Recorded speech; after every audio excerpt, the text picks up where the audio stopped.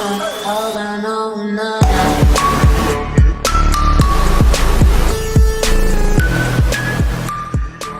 तो आज हम एक ऐसे बिजनेस के बारे में जानने वाले हैं जिसकी मार्केट बहुत ही बड़ी है। हमारे देश में इसकी मार्केट करीब 4000 करोड़ की है और इसकी डिमांड पूरे देश भर में है। चाहे शहर छोटा हो या बड़ा, हर जगह इसकी बहुत ही डिमांड है। इस बिजनेस में कमाई बहुत ही अच्छी होती है और लोअर वर्टिकल पे आपको कंपटीशन भी यहाँ पे कम मिलेगा। अगर इस बिजनेस को आप अपने शहर में स्टार्ट करते हैं और आप अच्छे से काम करते हैं तो आप एक अच्छा खासा मार्केट शेयर ले सकते हैं और आसपास के शहरों का भी मार्केट शेयर आप ले सकते हैं।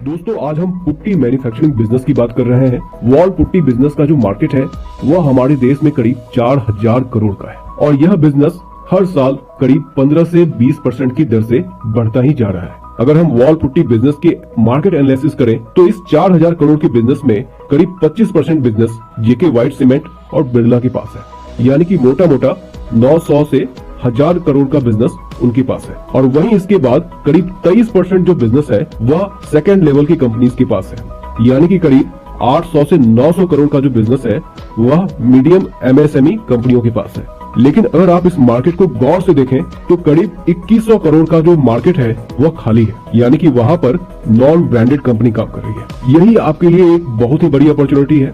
अगर आप इस सेगमेंट में काम करते हैं तो आपके पास बहुत बड़ा चांस है यहाँ से मोटी कमाई करने का, क्योंकि 2100 करोड़ का जो यह मार्केट है यहाँ पर नॉन ब्रांडेड कंपनी है। तो यहाँ पर आप अपने आप को इजिली एस्टेब्लिश कर सकते हैं अगर आपने अपने शहर में अच्छे से अपनी ब्रांडिंग करी। और इसके साथ ही साथ आप शहर दर शहर अपने बिजनेस को दूसरे शहरों में भी एक्सपेंड कर सकते हैं। तो दोस्तों, आज के इस वीडियो में हम जानेंगे कि आप वॉल पुट्टी बिजनेस कैसे स्टार्ट कर सकते हैं, इस बिजनेस को स्टार्ट करने के लिए किन किन प्रकार की रॉ मटेरियल्स की जरूरत पड़ेगी, इसके बिजनेस को स्टार्ट करने के लिए आपको किन किन प्रकार की मशीनों की जरूरत पड़ेगी, इसका मैन्युफैक्चरिंग प्रोसेस क्या क्या है, इस बिजनेस में आपको कितना इन्वेस्टमेंट लगेगा, इसमें आपकी अर्निंग कितनी होगी और आप इसमें सेल कैसे करेंगे। तो इन सारी चीजों को हम बिल्कुल डिटेल में समझने की कोशिश करते हैं। और दोस्तों, अगर आप चैनल पे नए हैं तो आप इस चैनल को अभी सब्सक्राइब कर लें ताकि आपको हमारी सारी वीडियो टाइम पे मिलती रहे। हमारे को बहुत ही मेहनत लगता है इस वीडियोस को बनाने में। जब भी आप चैनल को सब्सक्राइब करते हैं और वीडियो को लाइक करते हैं तो यह हमें बहुत ही ज्यादा मोटिवेट करता है। तो दोस्तों, जिनको यह पता नहीं है कि वॉल पुट्टी क्या है उनको यह मैं बताना चाहूंगा। तो वॉल पुट्टी का इस्तेमाल कंस्ट्रक्शन में होता है। किसी भी दीवार में प्लास्टर के बाद वॉल पुट्टी को लगाया जाता है ताकि उसकी फिनिशिंग अच्छी आए। यह पानी के सीलन को भी कम करता है और दीवार को मजबूती देता है। इसको लगाने के बाद पेंट का खर्च भी कम आता है, तो इससे आपका जो ओवरऑल जो कंस्ट्रक्शन कॉस्ट है वह कम हो जाता है। इसीलिए सभी लोग वॉल पुट्टी दीवार में लगाते हैं। तो चलिए हम आगे बढ़ते हैं कि वॉल पुट्टी के मैन्युफैक्चरिंग में किन किन प्रकार की रॉ मटेरियल्स की जरूरत पड़ती है। तो इसमें सबसे पहला है डोलोमाइट पाउडर 250 और 350 MESF, दूसरा है व्हाइट सीमेंट, तीसरा है हाइड्रेट लाइम और चौथा है RD पाउडर। तो इनको एक रेशियो में मिलाया जाता है। फॉर एग्जांपल, अगर आप 100 kg पुट्टी बना रहे हैं तो उस 100 kg पुट्टी में 75% आपको डोलोमाइट पाउडर मिलाना होगा, इसमें आपको 15% व्हाइट सीमेंट मिलाना होगा, इसमें आपको 5% हाइड्रेट लाइम मिलाना होगा और इसमें आपको 1% RD पाउडर मिलाना होगा। इसके मैन्युफैक्चरिंग प्रोसेस में जो मशीन्स की रिक्वायरमेंट होती है वह है रॉबिन मिक्सर और blender, screw Conway, hopper, weighing machine और पैकिंग मशीन।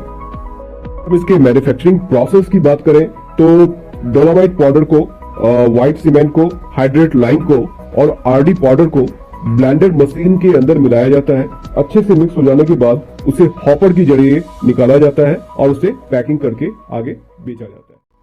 अगर हम इन्वेस्टमेंट की बात करें तो इस बिजनेस के लिए आपको कम से कम 14 से 15 लाख रुपए होने चाहिए, जो कि आपके मशीन और पूरे सेटअप में खर्च होंगे। इसके अलावा आपको 5 लाख रुपए का वर्किंग कैपिटल भी रखना चाहिए जो आपके रॉ मटेरियल के लिए खर्च होंगे। तो टोटल करीब करीब आपको इसमें 20 लाख रुपए का इन्वेस्टमेंट होगा।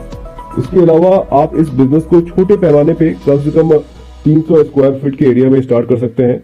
वहीं अगर आप इसको बड़े स्केल पे अगर आप इसे करना चाहते हैं तो कम से कम आपके पास 1500 स्क्वायर फीट का एरिया होना चाहिए।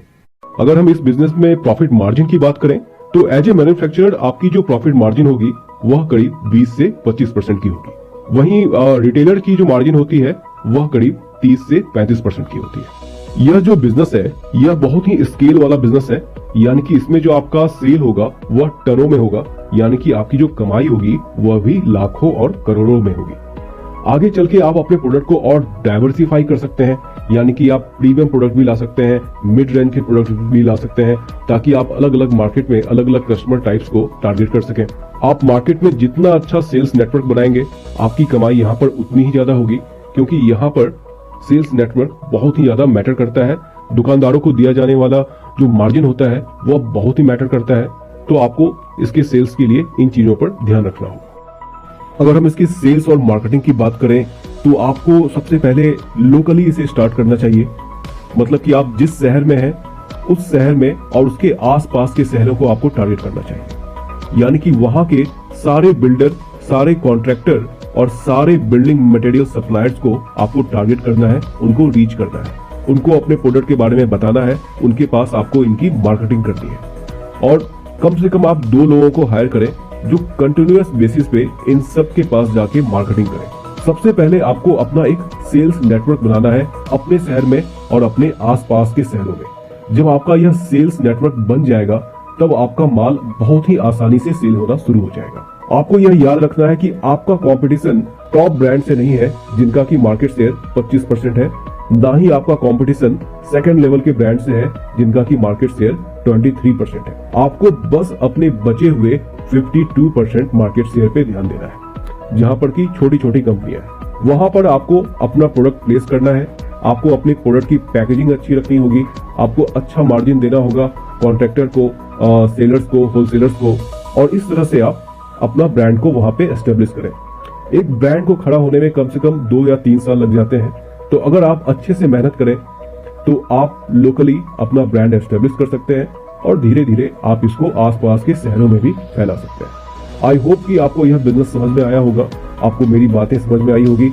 अगर आपको कोई भी डाउट है, कोई भी क्वेश्चन है तो आप कमेंट करके मुझसे पूछें, मुझे बहुत ही ज्यादा खुशी होगी आपके सवालों का जवाब देकर।